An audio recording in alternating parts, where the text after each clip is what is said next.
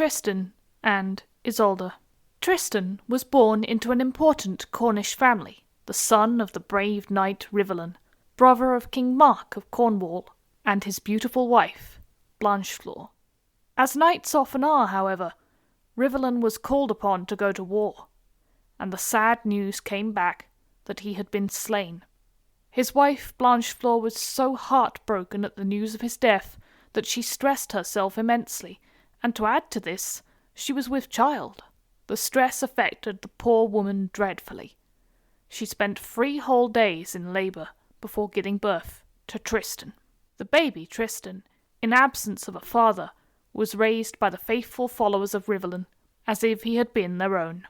He grew into a skilful and charming nobleman, with a flair for the arts and music.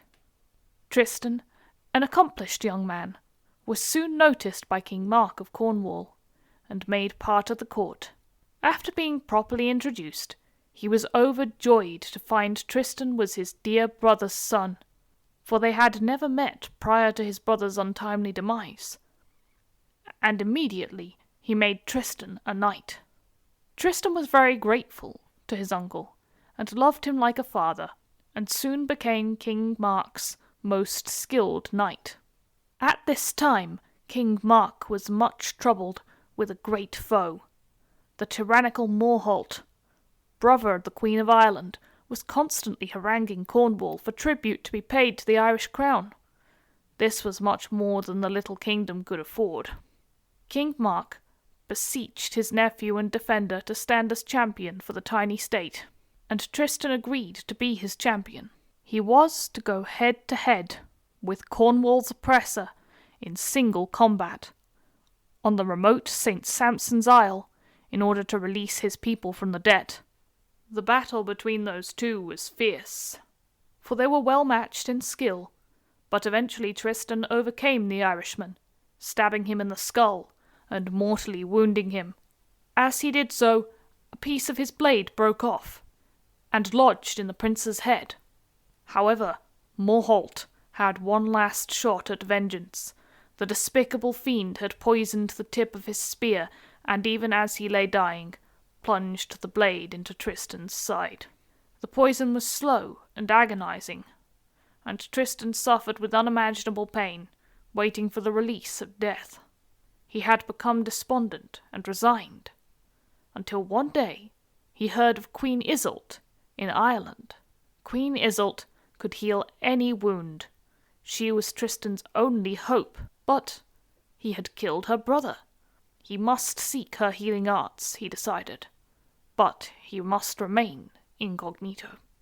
When Tristan arrived, providing a fake name, Queen Isolde was moved to pity him at once. So pale and sickly did the once brave knight appear. She cured Tristan of his terrible wound, and he began to heal. If Tristan had only known that this was to be but the start of his troubles.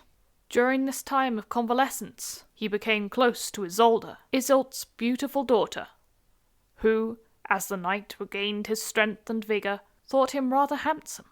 However, it was not long before the body of Morholt was returned to his native land, and Queen Isolde, upon sadly examining the body of her brother, noticed that the piece of metal in his skull matched the chink in the blade of the young knight. It was exactly the same size.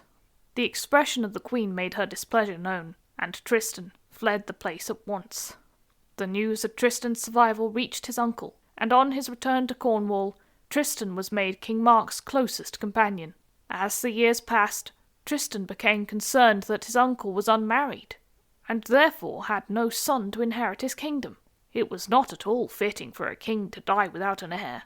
Then Tristan remembered Isolde. Loyal servant as he was, he thought of her only in the light that she would be a fitting bride for any king, and that, through King Mark's marriage to her, peace might be made between Cornwall and Ireland.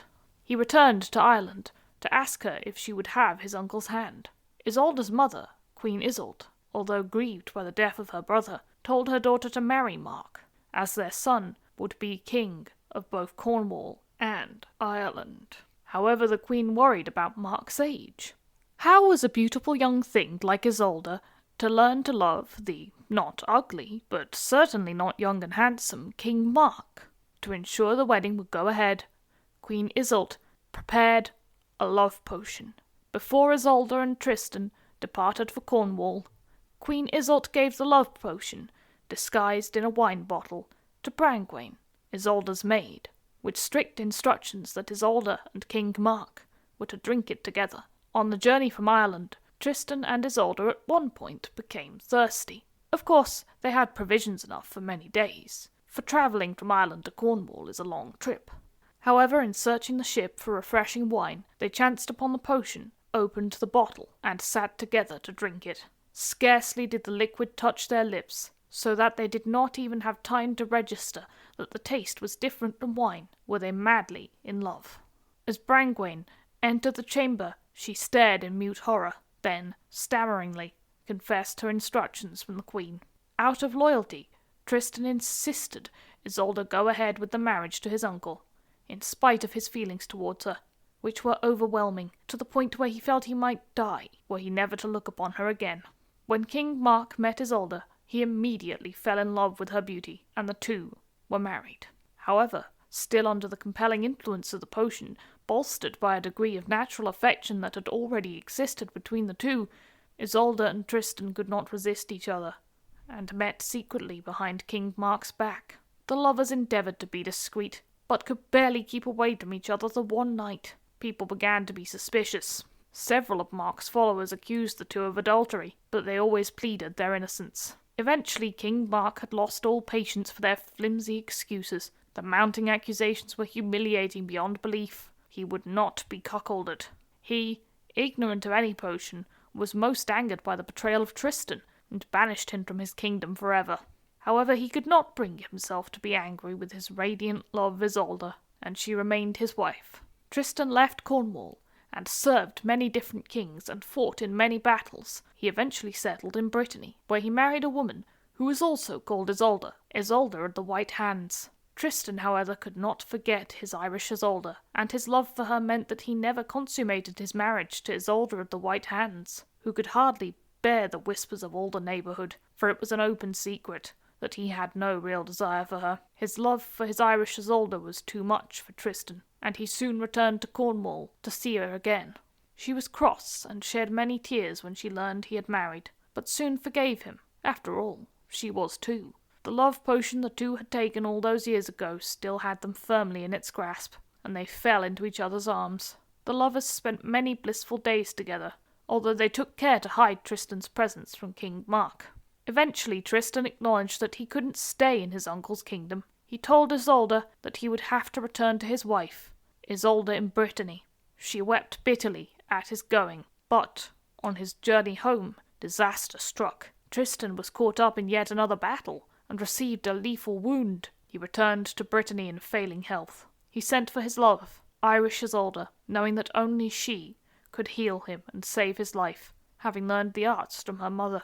Tristan was racked with doubts. Surely she would not see him again, after he had left her for a second time. He told his messenger to go fetch Isolde, and bring her back from Cornwall, if he could, so that he could know if Isolde was on the returning ship. He told them to hoist a white sail if Isolde was on board, or a black sail if she wasn't. When the messenger got to Isolde, she immediately agreed to travel to see Tristan. Isolde also knew that only her love could heal his wound and save his life. However, before she could get to him, Tristan's wife found out what was happening. She flew into a jealous rage, realizing that Tristan's heart would always be with his Irish Isolde. Isolde of the White Hands played the part of the concerned wife, staying near to Tristan, but this was merely so she could be there when the ship arrived. She saw the white sails hoisted on the returning ship at the messenger, signalling that Irish Isolde had come. Her love for Tristan had endured, and she wished to save him. Then the Breton woman, Isolde of the White Hands, turned straight round and told Tristan that the ship was flying a black sail. Irish Isolde was not coming to see him. How could he have been so foolish as to think so? Tristan was devastated. His only love, it seemed, had spurned to apply her healing arts, and left him to die. The grief of such a thought overwhelmed him, and his faltering heartbeat stilled, as all the will and energy of life left his body. Just moments later, the ship had landed, and Isolde came running towards them, slowed, and then stopped, silent and stunned. Her lover was dead. Isolde sank to her knees, screaming and wailing over Tristan's lifeless form, as with increasing grief. She realized that she had been only moments away from saving him. She wrapped her arms around him and felt the life drained from her body. Isolde collapsed next to Tristan and died in his arms of her broken heart.